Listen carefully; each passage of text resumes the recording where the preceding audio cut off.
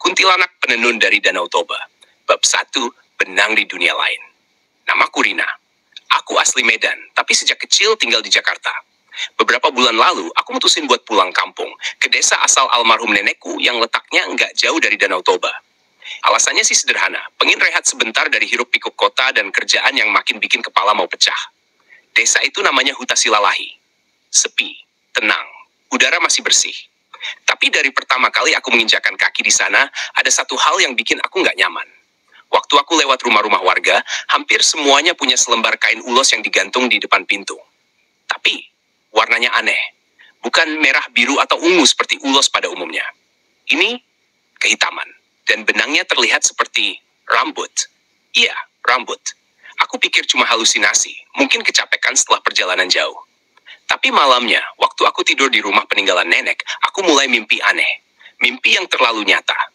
Dalam mimpi itu, aku ada di sebuah ruangan sempit, dingin, dan gelap. Di tengah-tengah ruangan, duduk seorang perempuan tua dengan rambut panjang menjuntai ke lantai. Tangannya terus menenun kain dengan alat tenun tradisional. Tapi benang yang dipakai, lagi-lagi seperti rambut manusia. Panjang, hitam, basah. Perempuan itu nggak ngomong apa-apa. Tapi, setiap kali benangnya habis, dia nengok ke arahku. Wajahnya nggak kelihatan jelas, cuma bayang-bayang pucat dengan mata merah menyala. Dan dari mulutnya keluar suara serak, "Bisa kau gantikan benangnya, Rina?" Aku langsung bangun dengan badan penuh keringat. Nafasku ngos-ngosan. Dan parahnya, di ujung tempat tidurku ada segulung benang hitam, lembab, dan bau amis. Aku nggak mau mikir macem-macem. Besoknya aku tanya ke tetua desa, namanya Pak Opung. Waktu aku sebut soal mimpi dan benang rambut itu, wajah Pak Opung langsung pucat. Dia bilang, open quote, "Kalau kau sudah lihat perempuan itu, berarti kau sudah masuk daftar. Sudah dipanggil untuk jadi penebus benang. Ulos itu bukan sembarang ulos. Itu tenunan kuntilanak dari danau. Dan benangnya, ya, dari rambut manusia yang diambil dari korbannya." Close quote. Aku kaget. Open quote. Tunggu, maksudnya? Korban? Maksudnya aku bakal... Close quote. Open quote. Dia hanya datang ke keturunan penenun. Nenekmu dulu salah satu penenun terbaik. Dan dia pernah janji bantu menuntaskan satu pesanan terakhir. Tapi nenekmu meninggal sebelum janji itu selesai. Sekarang kau yang ditagih. Close quote. Aku nelen ludah. Tanganku dingin.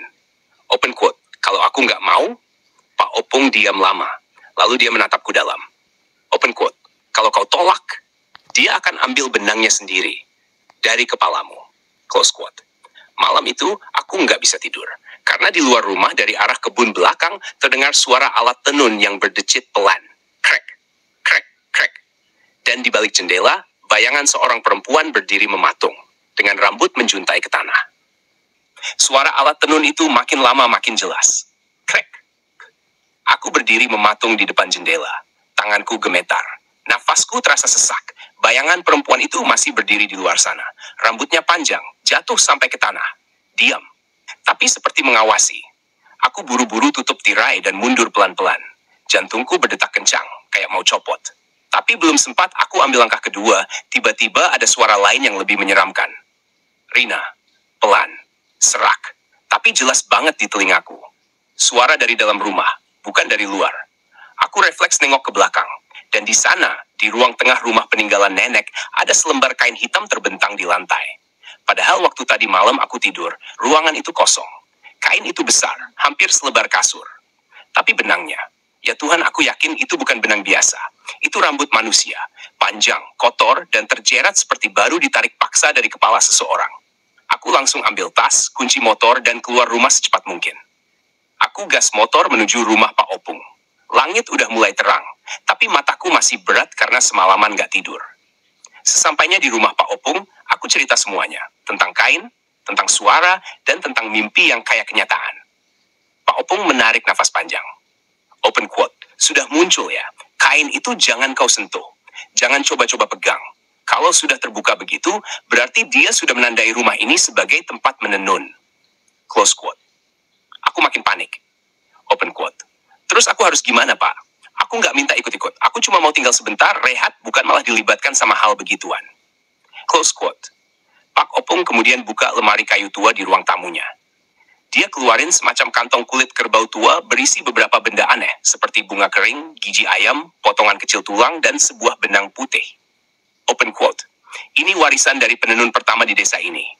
hanya bisa digunakan sekali. Tapi bisa mengusir roh penenun.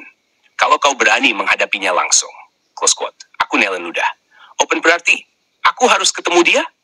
Close quote. Open quote. Iya. Dalam mimpi. Tapi kali ini, kau akan masuk dengan sadar. Benang putih ini akan kau genggam saat tidur. Tapi ingat satu hal, jangan pernah jawab pertanyaan dari dia. Jangan mengiyakan apapun. Close quote. Aku nggak tahu apa yang bikin aku setuju waktu itu. Mungkin karena takut. Mungkin karena udah nggak ada pilihan. Malamnya aku kembali ke rumah nenek. Kain itu masih ada di lantai, tapi sekarang posisinya berubah, lebih panjang dari sebelumnya. Seperti terus bertambah setiap jam. Dan sekarang, ada sesuatu yang lebih aneh. Benang-benangnya mulai bergerak sendiri. Kayak hidup. Kayak ular yang mengendap pelan di lantai. Beberapa kali aku lihat ujung benang itu menjulur ke arah kamarku. Aku cepat-cepat masuk kamar, kunci pintu, dan pegang benang putih pemberian Pak Opung. Aku rebahan, coba tidur dengan tangan menggenggam benang itu erat-erat. Lalu gelap. Semua jadi senyap. Dan saat aku sadar, aku sudah ada di ruangan itu lagi. Ruangan gelap, sempit, dan lembab. Suara alat tenun kembali terdengar. Krek, krek. Di tengah ruangan dia sudah ada. Duduk, menenun. Rambutnya basah, matanya merah. Wajahnya mulai terlihat jelas, pucat, penuh bekas luka. Dan senyumnya tipis tapi menyeramkan. Dia nggak langsung bicara. Dia hanya menatapku. Lalu satu tangannya menunjuk ke kain yang sedang dia tenun. Ini, harus selesai. Tapi benangnya tinggal sedikit. Kau mau bantu aku? Rina? Suasana sunyi, hening. Aku ingat kata Pak Opung. Jangan jawab apapun. Tapi tiba-tiba dia berdiri. Matanya merah makin bersinar terang. Kau cucu penenun. Ini warisan kalian. Jangan lari dari janji darah. Aku mundur. Tapi ruangannya mengecil. Dinding seperti bergerak mendekat. Lalu dia melompat ke arahku. Dan aku bangun. Nafas memburu. Keringat dingin membasahi seluruh tubuhku. Tapi begitu aku sadar, benang putih pemberian Pak Opung sudah putus. Dan di ujung tempat tidurku tergulung rapi. Satu ikat rambut panjang, basah, dan baru saja dipotong.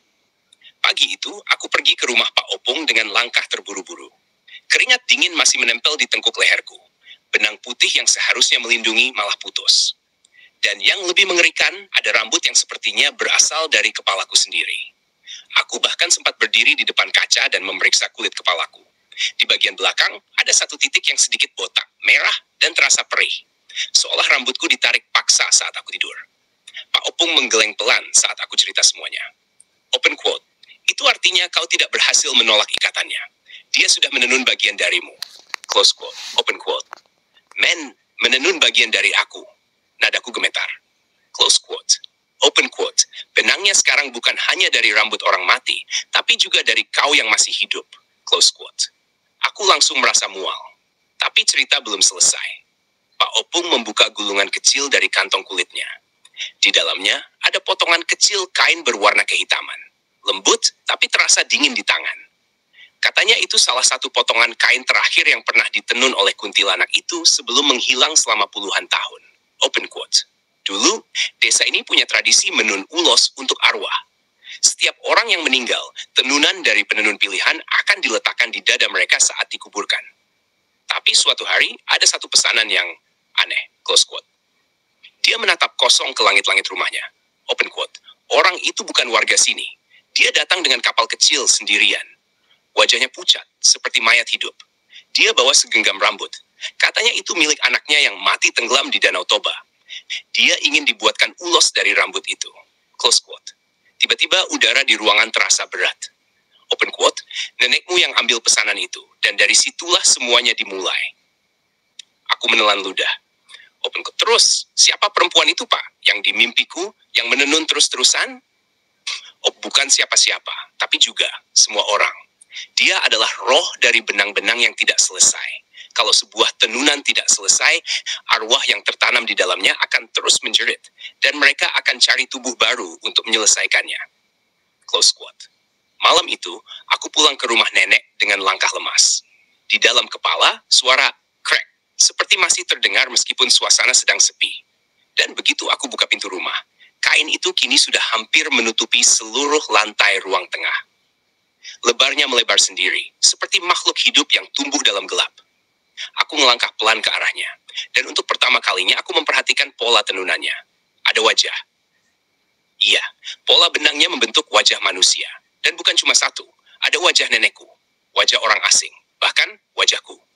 Aku mundur, napasku tercekat. Tapi sebelum sempat lari ada suara berat dari balik kain itu. Kalau kau tak selesaikan, semua wajah akan hilang, akan ditarik. Termasuk milikmu. Tiba-tiba benang-benang hitam di kain itu menjulur ke arahku. Cepat, seperti belut. Aku teriak dan lari ke kamar, tapi satu ujung benang sempat melilit pergelangan kakiku. Dan begitu aku berhasil menendangnya lepas, kulit kakiku melepuh, seperti tersengat api. Aku ambruk di lantai. Tapi yang lebih bikin aku tak bisa bernapas adalah suara dari kain itu. Suara nyanyian. Pelan. Suara perempuan yang sedang menun sambil bersenandung dalam bahasa Batak kuno. Dan lagu itu terdengar seperti mantra. Mantra yang memanggil arwah. Aku nggak bisa tidur malam itu. Bahkan aku nggak berani pejamkan mata. Karena sekarang aku sadar, ini bukan sekadar kutukan.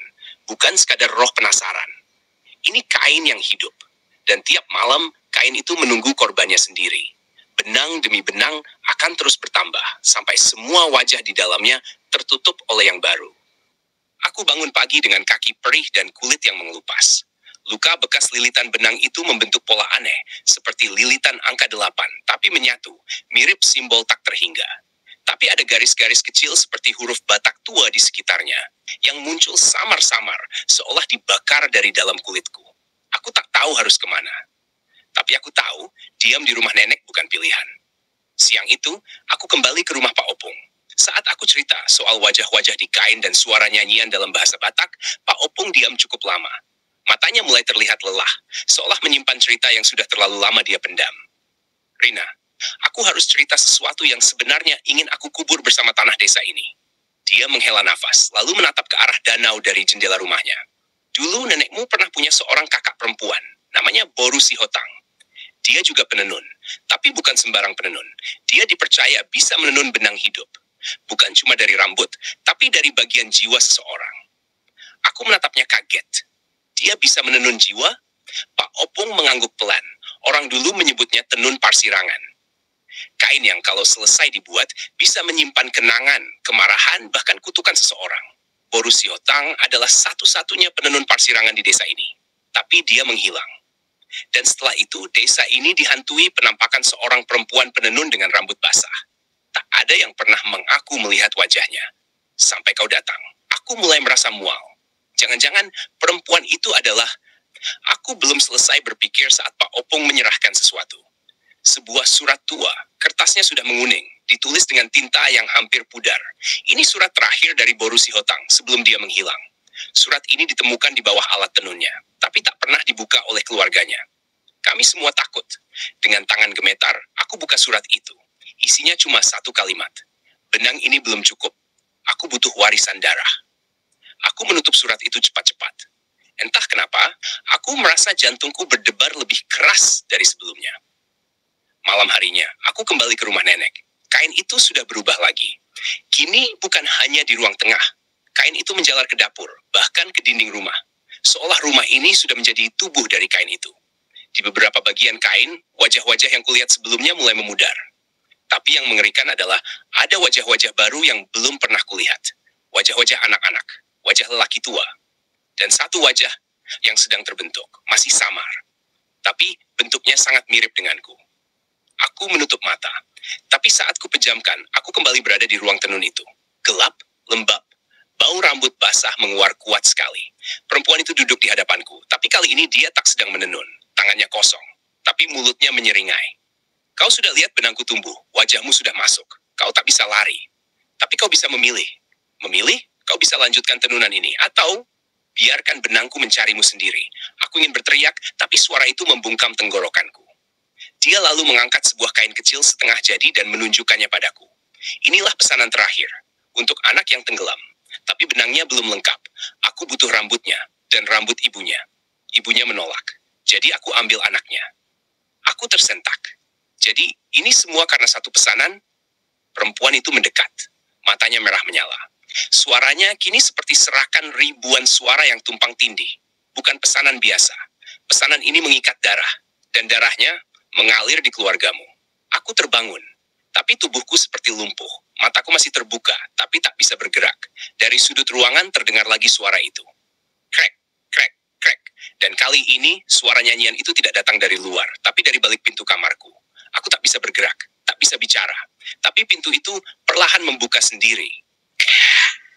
Dan kain hitam itu masuk, pelan, menjulur, menggeliat seperti makhluk hidup.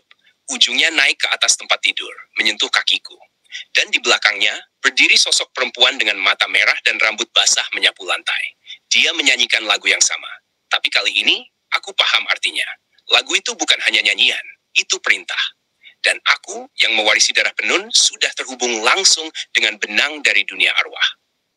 Hari-hari setelah kejadian itu terasa seperti mimpi buruk yang gak pernah selesai. Kain itu makin hari makin hidup. Aku pernah coba membakarnya, tapi api malah padam begitu menyentuh benangnya.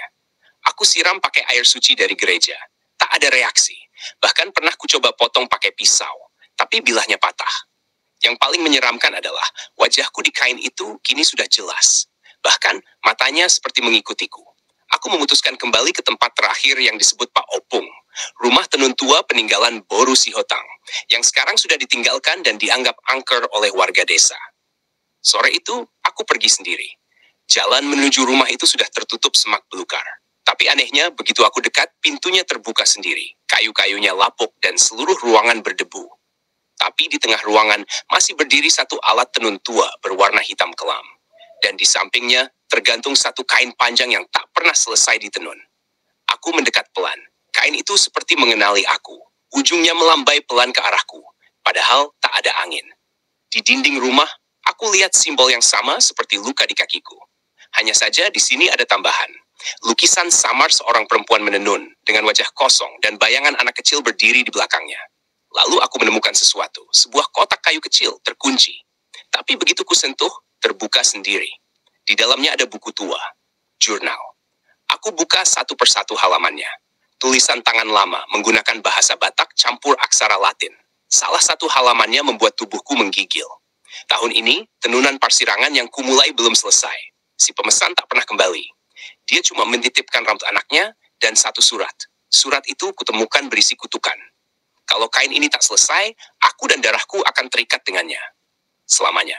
Dan halaman berikutnya, aku tak bisa lanjutkan. Anak itu mati karena ibunya sendiri. Dia bukan korban tenggelam. Dia dikorbankan.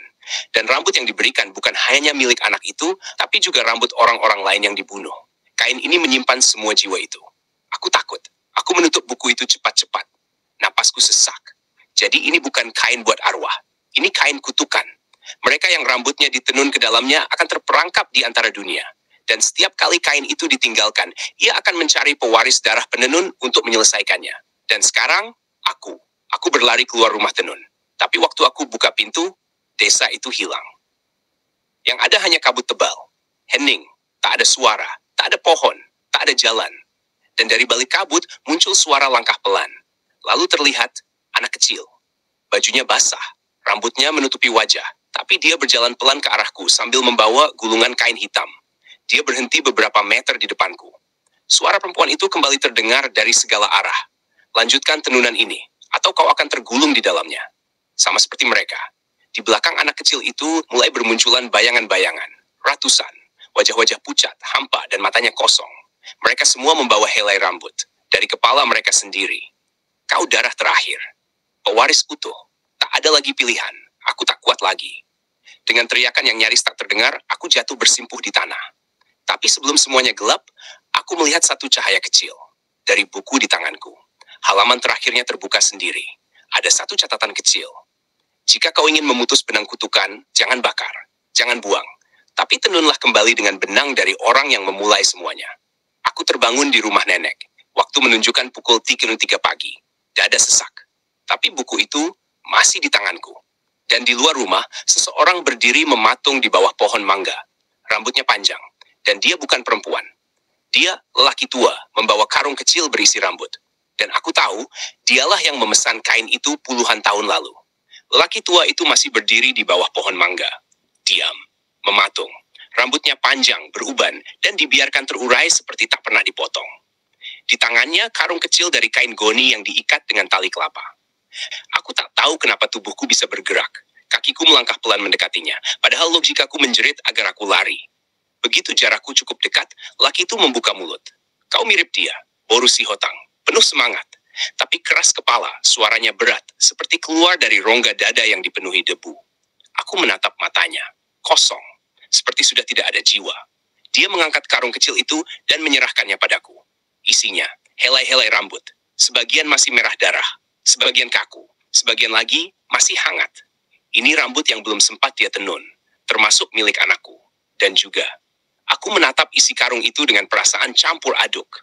Jijik, takut, tapi juga terpanggil. Entah kenapa tubuhku seperti tahu harus melakukan apa. Aku ambil karung itu, dan tanpa banyak kata, aku balik badan dan masuk ke rumah nenek. Langkahku terasa berat. Di ruang tengah, kain hitam itu masih terbentang luas, menjalar ke dinding, ke atap, dan sebagian sudah seperti menyatu dengan lantai rumah. Tapi ada yang berbeda malam ini. Tenunannya berhenti, tak lagi tumbuh, tak lagi bergerak, seolah sedang menunggu. Aku buka karung itu perlahan, lalu kupilih beberapa helai rambut dan kucabut sisa benang yang ada di ujung kain. Tangan kananku bergerak sendiri, mengambil alat tenun tua peninggalan nenek yang tergeletak di pojok ruangan. Aku mulai menenun. 1 helai, 2 helai, 3. Semua terasa hening, tapi dalam pikiranku suara nyanyian itu kembali terdengar. Suara perempuan, suara kuno, suara dari masa lalu yang diputar ulang. Keringat dingin membasahi pelipis. Tapi aku terus menenun. Meskipun tanganku mulai gemetar, meskipun mataku mulai melihat kilatan wajah-wajah yang kutenun. Anak kecil, lelaki tua, perempuan-perempuan tak dikenal. Bahkan satu wajah adalah milik Boru Sihotang sendiri. Waktu benang terakhir ku tarik dan kuselipkan, angin kencang tiba-tiba menyapu seluruh rumah. Kain itu terangkat, melayang perlahan. Lalu terbakar dengan sendirinya. Tapi apinya bukan merah, bukan kuning, melainkan hitam, pekat, dan tak mengeluarkan panas. Hanya cahaya, hanya asap. Dan dari tengah kobaran itu, satu sosok perempuan muncul. Dia mengenakan kebaya putih lusuh. Rambutnya panjang menyentuh tanah. Wajahnya cantik tapi menyimpan duk mendalam, Boru Sihotang. Dia tersenyum padaku, lalu perlahan menunduk. Terima kasih. Benang ini akhirnya selesai. Lalu sosoknya perlahan menghilang bersama kain, bersama semua suara dan wajah-wajah yang menghantuiku selama ini. Saat semuanya lenyap, aku pingsan. Aku terbangun 2 hari kemudian di rumah Pak Opung. Katanya aku ditemukan warga tergeletak di lantai rumah nenek, tidak sadarkan diri, dengan luka bakar ringan di tangan. Rumah nenek kini sudah kosong. Tapi anehnya tak ada kain, tak ada alat tenun. Semuanya menghilang seperti tak pernah ada. Dan lelaki tua itu juga tak pernah ditemukan. Bahkan warga desa bilang tidak ada yang pernah melihat pria dengan deskripsi seperti itu. Tapi aku tahu, itu bukan mimpi. Di laci rumah nenek yang sudah dikunci bertahun-tahun, aku menemukan satu benda yang belum pernah kulihat sebelumnya. Sebuah gulungan kain kecil berwarna merah darah, dilipat rapi. Dan di dalamnya ada secarik kertas bertuliskan tangan, untuk yang terakhir dari darah yang menutup cerita. Kini, aku kembali ke kota. Hidupku seperti biasa. Tapi, setiap malam sebelum tidur, aku selalu memastikan tidak ada benang hitam yang menjulur dari bawah tempat tidurku. Dan setiap kali aku melihat cermin, aku kadang merasa wajahku bukan milikku sepenuhnya. Karena mungkin sebagian diriku masih tertenun dalam kain itu.